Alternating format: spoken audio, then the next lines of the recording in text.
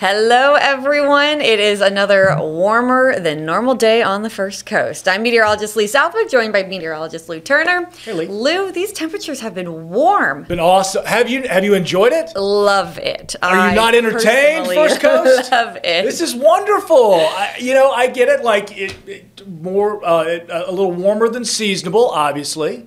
But Lee, you're from here. Bounced around the countryside a little bit with work, but coming home to Florida, it's got to feel nice, right? And this is what it's all about. I mean, it's all about family too, of course, but being able to be nice and warm here in the month of February. Now, it hasn't always been warm to start off February, and in fact, these temperatures, as we mentioned, are warmer than normal, but it has been warm for several days. And so, Lou, what I'm going to start with is we took a look back at the average last frost and freezes across the area. Important info. Do you think we are done with winter? I don't. I'm cheating. I've looked at some long range stuff. I don't think we are done with winter. And winter in terms of getting temperatures that you would consider cold, right? Still needing to use the jacket in the early morning. I absolutely think we do not put having been doing this long enough to know that in Florida, we get fake spring, but we get a fake fall as well, too, in the fall side of things, where you get a couple of cold weekends and then, boom, it's 88 again, in football season, right? So we get that on the reverse side with this as well, which is why your freeze and frost date's very important for our gardeners or the farmers out there, the planters, but also folks who just, are trying to plan for maybe opening their pool a little earlier in the year, Absolutely. And that's why I thought we could start first with a little bit of climatology to talk about what's normal or average, and then we'll get into the forecast. Because as you said, you looked at some long-range stuff. So is winter over on the First Coast? Probably not. Here's why. And so, I think for places like St. Augustine, Jacksonville Beach, up to Fernandina, the Northeast Florida beaches, likely done with the freezes, right? And on average, January 31st, never say never, but I don't know about you, Lou, but at least for the beaches specifically, I haven't seen it be cold enough that it's freezing in the long range. 10 degree, 100%. Frost, usually the average last day of frost is February 19th, so we're not there quite yet. And then for Eastern Duval, Craig Executive Airport, your last freeze, February 5th, so usually done by now, but frost possible all the way through the end of February. Hastings, frost is possible all the way into March, and that's same for the Jacksonville Airport over to Lake City. And it's interesting. So looking at that last frost, farmers, gardeners who are going to be planting, tender vegetation, things that are sensitive to their early germination and growth because of frost. You want to find that last frost date. And I think it's always, at least as long as I've been in town, it's always been kind of the discussion, the old Farmer's Almanac tale as well as if you truly want to be safe, you want to wait till St. Patrick's Day. And of course, that date will fluctuate from year to year, but that March 15th date at the airport makes a lot of sense. If you truly want to be the safest, you wait till March 15th to plant. Now, you want to get a little aggressive. You plant a little earlier, but that's usually your safest date. And this is for Florida. So I actually looked into Georgia too, because we know that they can stay cooler longer. So Brunswick, you're still in that February range. You're by the coast. That's not a surprise. But check out Waycross. Your last freeze isn't until around St. Patrick's Day. Frost possible all the way through March. And then places like Nahunta, we've had an average. This is a normal 30-year average. Your last frost isn't until April. So yeah, Nahunta, bundle up. Winter is not over. In fact, some cooler mornings anticipated even through this weekend. So we're getting back to it there. We've got a bunch of fronts about to come our way, and let's talk about it. Showing our jet stream. It's sort of the main climate weather driver, I should say. But you look at what we have seen with our jet stream over the last since February 1st, we've been very zonal. So storms have been steered away from us. That means that the highest winds at the highest levels of the atmosphere, we're tracking this, have been generally moving just across the country from west to east. So just straight across, kind of lines that are running parallel to lines of latitude, and that keeps the storm systems. And we've had big winter storm systems in our country, just not for the deep south ever since the middle of January where we had our last one. But everything's kind of been steered just directly across the country and then up towards New England. And then what that also does is more or less act as a barrier to cold air coming in from Canada or the poles down into the deep south when you have a zonal flow, the west to east flow of your jet. Now, what we're seeing that Sunday into Monday, I don't know, Lee, do you want to put it back one more time just to kind of watch the loop motion of the ocean? Here we what go. You'll see, watch the trough dig in there, and especially Sunday and then to Monday. You see that colder air indicated, of course, by the trough, and that would be the dip in the lines that you see there from our jet, but also the color coding of the purples and blues. So we're starting to see some of that colder air forecast, at least in the long range, Monday into Tuesday of next week. We could see some 30s again, some frost again. So this is just from the Climate Prediction Center, Sure. same, and they're just agreeing with us. They're seeing what we're seeing with that dip in the jet stream, the cold fronts on the way. So their outlook from February 18th to 24 says cooler than normal. And Lou, this is very different from everything else that they've put out recently, where it's warmer than normal. The month of February, warmer than normal. And this is also because we have talked about and shown how their February outlook was overall warmer than normal, which is an average. And I'm going to get to the calendar dates showing you each and every high temperature soon, but this is just for the fronts that are on the way that we're tracking. Likely that time period, the 18th to 24th, will be on average cooler than normal. And Lou, our average high temperature this time of year is right around 68 degrees. By the end of February, we're pushing into the low 70s, but normally we're talking upper 60s. We have been much warmer than that. Cooler than normal would likely mean 50s to low middle 60s. Mm-hmm.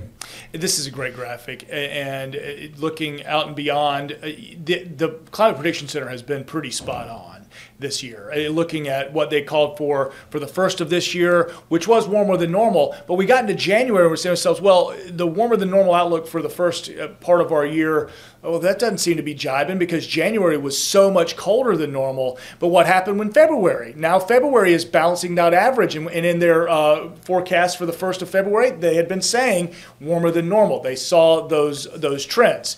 Now you look at the longer range potential with a weaker La Nina sort of setup right now. Also things that contribute to jets, things that contribute to the winter storms. It would indicate perhaps maybe some wetter conditions through the middle parts of our country. But here's another outlook looking beyond, and even to the first week of March, the outlook would seem to suggest warmer than normal here. So if you're thinking spring break, right? Yeah. You know, spring break times. The players, we got the Players Championship that's now 30 days away from today, and you can use those weekends as your own personal barometers or almanacs in your mind, because we remember the big holiday weekends. We remember the spring breaks or the Players Championships, and we know we've been out at Players when it's been cold. And I'm talking about since they moved it back to March. Of course, when it was in May, we were all sweating through our linens. But since that moved to March, you can remember Players past where we've had windy, we've had cold, we've had wet, we've had hot. Foggy. And March brings all of it, right? Yeah. And that's why, so I showed those two graphics just to show how we're probably not done with winter just yet. We're going to get the cool down, but then also warm back up. I don't think it's going to be one steady season that people say where it's still winter or it's still summer. We're going to keep flipping back and forth. And as you mentioned, that weak La Nina, that's more typical for us to have a warmer and quieter weather pattern. So after we get through this colder snap, likely warming back up. And then I think the next graphic I have, yes, you made this, Lou. So you looked at each and every high temperature so far for the month of February. Warmer than normal for all of them? Yeah, and as you know, well, you mentioned 67 being that warmest or the average, right? we're going to say goodbye. Lee, you're going to go do First Coast Living. I know we're taping this will air a little bit later, so she's going to step out, and you'll just hear my voice now as she goes and checks in with our friends over there, and we'll see her at noon and throughout the rest of the week. We'll keep checking in with Lee. But looking at the high temperatures for your month of February, guys, listen, other than February 7th, this past Friday where we hit 79, we just missed it. We've had this streak of 80. We're going to break that today, Tuesday the 11th, when we kind of just stay in those middle 70s. We've got a lot of cloud cover out there. It's going to prevent us from getting up to 80 again. But Wednesday, Thursday, we will hit it. So we're going to have those first 13, 14 days of February above average. This is going to shift, though, starting with Valentine's Day. We've got a couple of fronts coming through. We've got some cooler air behind those fronts. We're entering a progressive pattern. And that's, again, a normal type of thing for this time of year. The transition from winter into spring, it's a fight.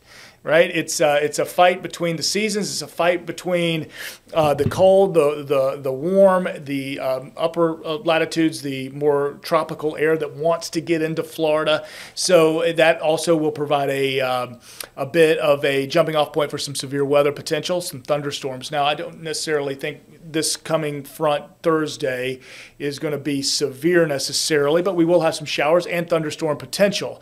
Notice we will get up to the low 80s for Wednesday, for Thursday.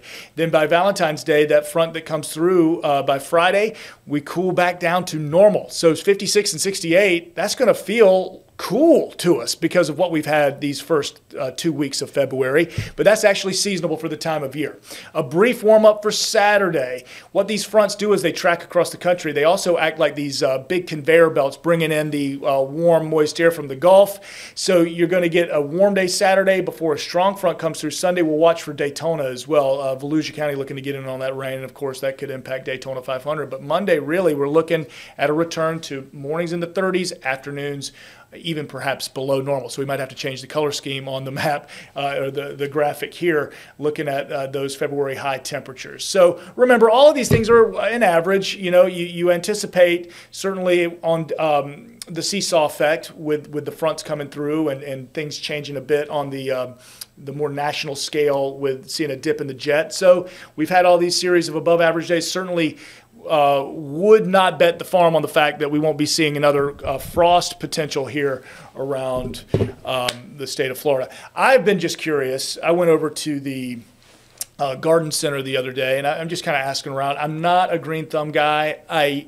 fully respect it, though. I know how important it is to so many different people, but not just the gardening and the farming sake, but, you know, good many of us, got the yard, you know, we got the backyard, the front yard. We want the front yard to look great. We want the curb appeal, right? So I'm kind of looking at specific folks who had the St. Augustine or centipede lawns, but that St. Augustine in particular, that's a really popular, you know, long grass that most of us have. And thinking about when those are going to start to get active again and start greening again, and when would be the time to put down pre-emergent or fertilizing. And, you know, frost can have a good deal of impact on that. So we want to get past that last frost and get into mid-March and early April before we're starting to put down the pre-emergence and the fertilizers just in those St. Augustine lawns. So something to think about there, as well as it's been so nice to have these warm temperatures, but that base tan might be formed already. I know my good friend Andy, who's running the 1s and 2s right now, has a primo tan. He's been out on the beaches, and